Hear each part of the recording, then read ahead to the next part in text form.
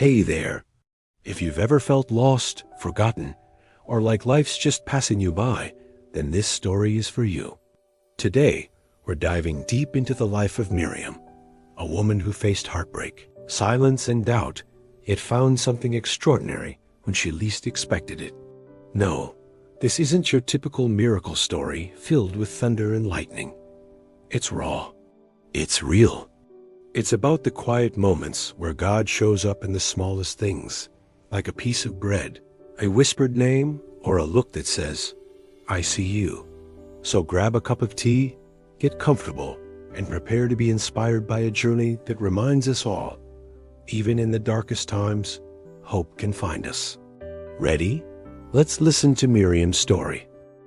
My name is Miriam, come from Capernaum, though these days I barely recognize the place I used to call home. To be honest, I didn't follow him because of the miracles. Not at first. Actually, I wasn't even sure I believed them. Stories travel faster than truth. And in this land, people hunger for wonders more than they hunger for understanding. But me, I had learned long ago that hope is dangerous. You see, I used to be someone who prayed with open hands. I believed in promises, in covenant, in mercy, in morning light. But the day the soldiers took my husband, something in me cracked. And when his body never returned, only silence did. Since then, I've lived in the shadow of that silence, selling thread at the market, sitting alone at festival dinners, whispers behind me, pity in their eyes. So no, I didn't chase after him because I believed. I followed because somewhere, in the ashes of everything I lost, there was still a flicker, a question I couldn't silence. What if he really sees me? I wasn't always alone. I used to be someone's wife. His name was Levi, a builder by trade. He had strong hands and quiet eyes that always seemed to be listening. He carried the weight of the world with a kind of peace I never understood and often leaned on. We didn't have much. A small home, uneven walls, a leaky roof. But inside those walls, we had laughter. We had songs. We had dreams whispered under oil lamps and prayers shared before sleep. And then the soldiers came. It wasn't for a crime. There was no trial. No names read aloud. They came because they could. Faceless men on horseback who didn't need reasons. They took him in the street. I ran after them, barefoot, screaming his name until my throat burned. But he never looked back. Whether he couldn't or wasn't allowed to, I'll never know. Days passed, then weeks. And then one afternoon, a neighbor came, eyes low, hands shaking, and handed me a folded bundle. Levi's tunic, stained in red. The blood was dry, but it hadn't forgotten. No body, no burial, just silence. And the sound of something inside me breaking. That day, the day Levi was taken, was the first time I felt a hunger that no bread could satisfy. Not the hunger of an empty stomach, but something deeper, darker, and more relentless. It settled in my chest like a stone, pressing down with a weight I couldn't shake. Tight, heavy, a constant ache. That, whispered in the silence of every morning and the stillness of every night. I moved through the days as if in a fog. Selling thread in the market square, my hands working, but my heart somewhere else. Buying oil from the merchant, the faint scent reminding me of light I no longer saw. Sweeping my small home, trying to clear the dust that seemed to settle not just on the floors, but inside me. But inside, I was hollow. Breathing became a mechanical act, no longer the vibrant pulse of life, but a slow, empty rhythm. Each day folded into the next, a blur of repetition and shadow, as if I were walking through a dream that refused to end. After Levi was gone, I stopped praying. Not because I stopped believing in God, no. That would have been easier. I believed in him with every broken piece of my soul. But speaking to a God who seemed so distant, so silent, felt like pouring water into cracked pottery. Each prayer echoed unanswered in the vast emptiness around me. It hurt too much to call out to a sky that felt closed, so I learned to keep my prayers locked inside, where even I couldn't hear them. Until that morning, I remember the sky that day, Soft blue, stretched wide, with pale clouds drifting slowly like fragile boats across an endless sea. The air was still, almost reverent. And then I heard it, a whisper carried on the breeze, passing from ear to ear, heart to heart. He's coming through Galilee. I didn't ask who, 'cause somehow I already knew. For weeks, the people had been talking, stories spreading like wildfire about a man unlike any other. A rabbi who healed the sick, a prophet whose words cut through the noise. Some said he was the promised Messiah, the savior we had longed for. Others warned he was dangerous, a troublemaker who could bring ruin upon us all.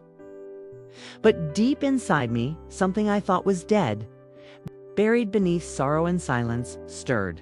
I didn't prepare. I didn't pack food or a mat to sit on. I didn't tell a soul I was going. There was no grand plan, only a pull I couldn't explain, so I followed.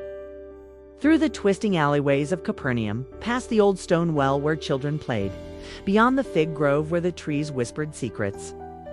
My footsteps quickened, but my heart was both eager and heavy. I walked without certainty, only hope, fragile as a thread, leading me forward. The road stretched out before us, dusty, rocky, winding up and down steep hills. The sun beat down, turning the earth to a dry, cracked mosaic beneath our feet. But I was not alone. Round me, dozens, then hundreds, poured forward like a restless river. Old men, leaning on worn staffs. Mothers, carrying tired children. The sick, limping alongside the strong. We spoke little, as if words would break the fragile spell binding us all. There was a shared understanding, an unspoken reverence that this was no ordinary journey. We were walking toward something holy, something that whispered hope into the dry places of our hearts. Hours passed. My legs burned and ached, my throat dry from dust and silence. But when we finally crested the last ridge, everything inside me paused. Before me stretched the sea vast, shimmering like liquid silver beneath the late afternoon sun. And there he sat, not on a throne, not dressed in royal robes, but on the gentle slope of the hillside, simple, unassuming, yet impossibly present. He was just there, not elevated above us, not distant, but close enough to touch, close enough to hope. At first his face was hidden, soft shadows veiling his features.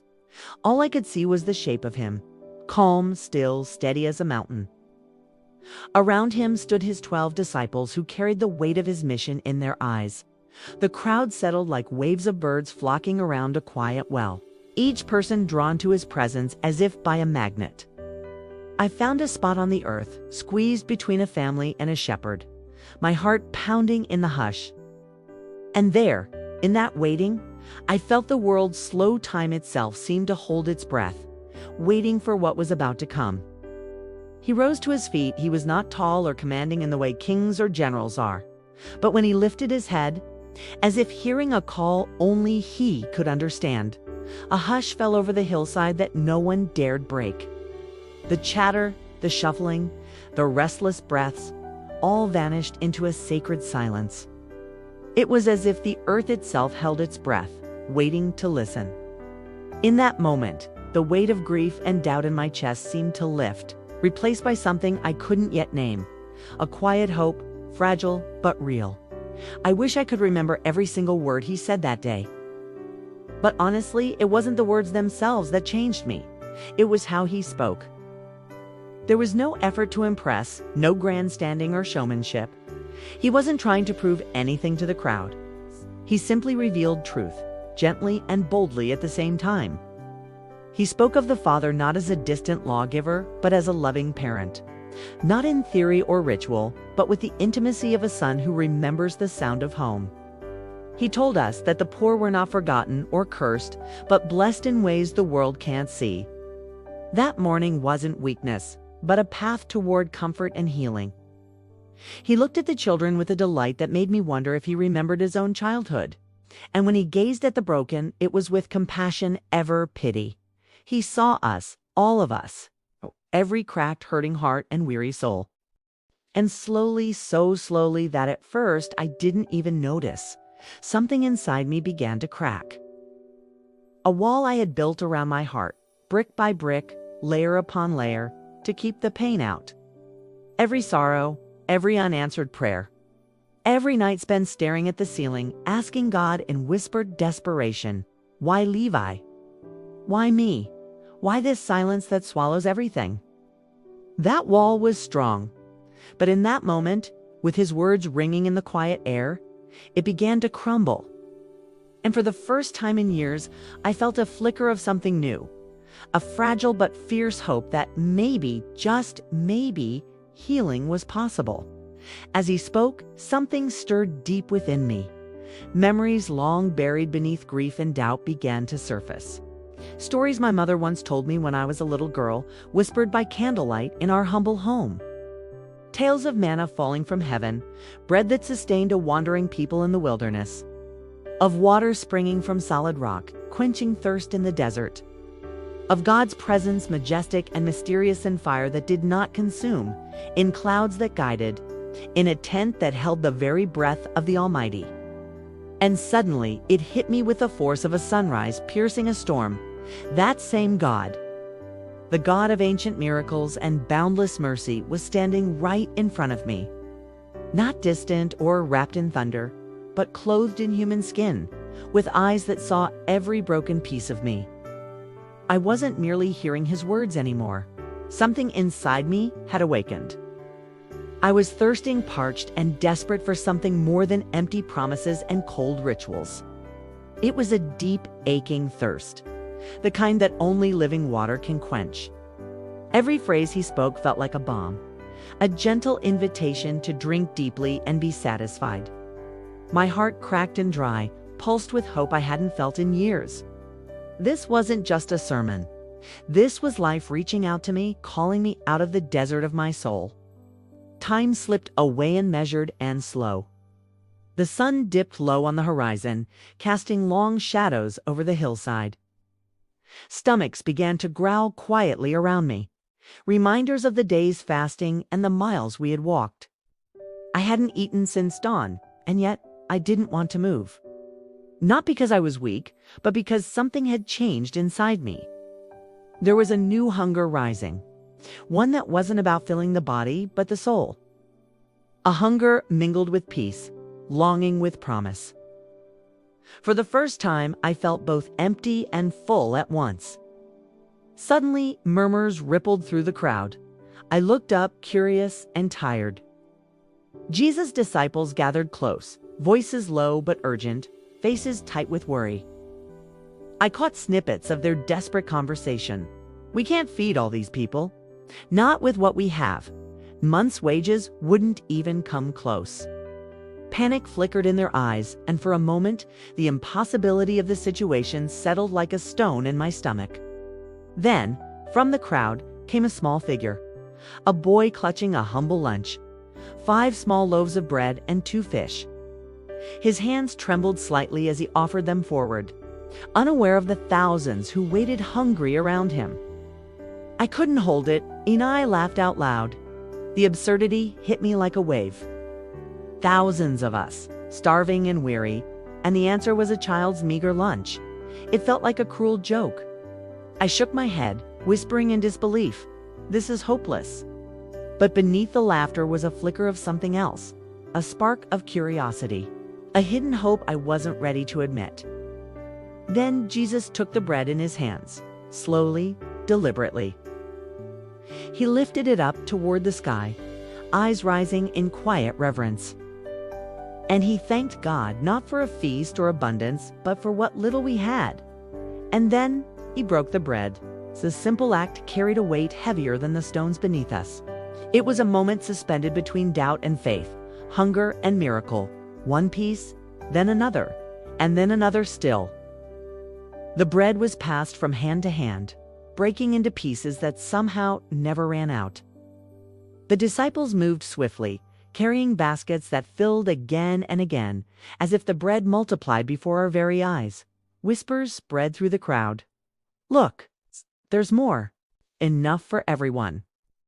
A miracle unfolding quietly on a dusty hillside, witnessed by thousands of hungry souls. And still, the baskets didn't stop coming. I watched as the baskets passed down each row, rough hands reaching, trembling fingers grasping, children's eyes bright with wonder, old men's faces wet with tears of disbelief.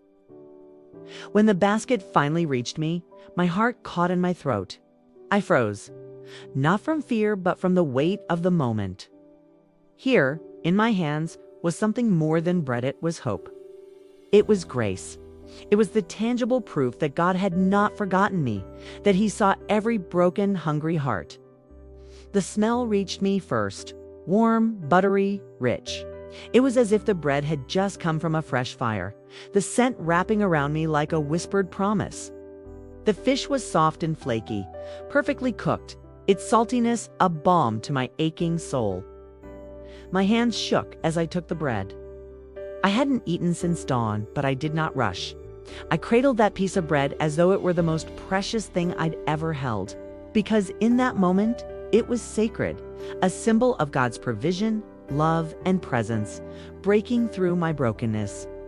I tore a small piece of the bread, careful not to let it crumble too much. I placed it on my tongue and slowly began to chew. With each bite, memories flooded back. Memories of laughter around the table, of warm kitchens filled with the scent of baking, of moments when joy was simple and pure. I realized then that I hadn't tasted joy like this in a long time, maybe years. It was a fullness deeper than hunger, a sudden awakening in my soul that whispered gently, "You are alive again." It's difficult to put into words. Because it wasn't just bread I ate that day. It was something more, something ancient and holy. A fullness not just of my stomach, but of my spirit. It was as if a part of me that had been broken, lost, or forgotten was being restored with every bite. A part I hadn't even realized had died. This bread carried more than nourishment. It carried hope, healing, and the promise of new beginnings. For the first time in years, I felt seen. Not by the throng of people around me, not by the disciples busy with their duties, but by Him. His eyes met mine briefly, and in that moment, all the loneliness, all the pain, all the unanswered questions, they were acknowledged. He saw me, not just the widow, the market seller, the face lost in the crowd, but me. And that changed everything. He didn't speak to me directly. He didn't reach out to touch my head or call me by name. There was no fanfare, no spotlight. But somehow beyond the noise of the crowd, beyond the blur of faces, He saw me. He knew me, soul desperate to be known and loved. It was a quiet recognition, a moment of connection that spoke louder than any words. In His gaze, I found a sanctuary I had been searching for my entire life. When the meal was finished and every hungry stomach was filled, something miraculous remained. They gathered the leftovers with care, 12 baskets full. More than what they had begun with. A tangible sign that God's provision never runs dry. That even when we feel empty, there is more than enough. If only we trust, if only we follow. That day on that hillside, I saw abundance break through scarcity. Faith conquer fear and hope rise from despair. I stayed long after the crowd had scattered. Under the vast canopy of stars, I sat quietly, feeling the cool night air brush against my skin. In my hand, I held a small piece of crust, a keepsake, a reminder of the day everything changed. And in the stillness, I whispered words I hadn't dared to say for years. Thank you. Thank you for seeing me. Thank you for the bread. Thank you for hope. And most of all, thank you for walking with me from that day forward. I never met Him again. I never joined the ranks of the famous followers, the disciples whose names are sung through the ages. Instead, I returned to my quiet life, to my tiny market stall, to the familiar rhythm of everyday struggle and small joys. But the memory of that day stayed with me, etched into my heart like an unspoken promise. Every time I broke bread, whether alone or with others, I remembered Him, His presence, His kindness, His quiet power that transformed despair into hope. He stayed with me long after the crowds had gone. Our God is not a distant figure seated on high, surrounded by thunder and lightning. No, He is a God who feeds the hungry body and soul. A God who sees the invisible, who knows the broken, the forgotten, the lost. A God who breaks bread and mends hearts at the same time. In him I found more than sustenance. I found a love that nourishes, heals, and restores. And that is a story worth telling. Because it's a story of hope. For you, for me, for all who hunger. What a journey, don't you think? Miriam's story isn't just about a miracle of bread and fish. It's about what happens when a shattered soul dares to follow the whisper of hope, without a plan, without a guarantee, just a fragile thread of faith.